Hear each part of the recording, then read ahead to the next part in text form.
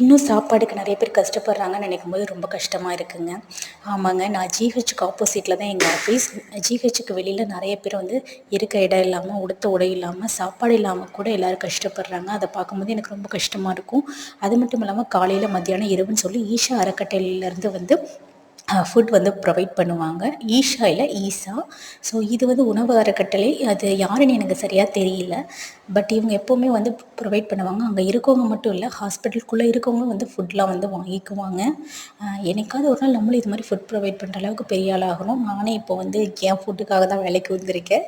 So என் நிலைமையை மாறணும், அவங்க நிலைமையை மாற்றுற அளவுக்கு நானும் பெரிய ஆள் ஆகணும். ஸோ பார்க்கலாம், எல்லாமே மாறும். அண்டு நானும் என் ஆஃபீஸில் வந்து ஒர்க்லாம் முடிச்சுட்டு ஈவினிங் நானும் கிளம்பிட்டேங்க. போகிற வழியில் வந்து மாம்பழம் விற்றுட்ருந்தாங்க.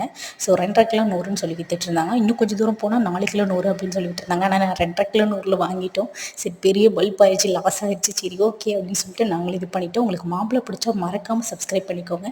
இந்த வீடியோ பிடிச்சா மறக்காமல் லைக் பண்ணி ஷேர் பண்ணுங்கள். தேங்க்யூ.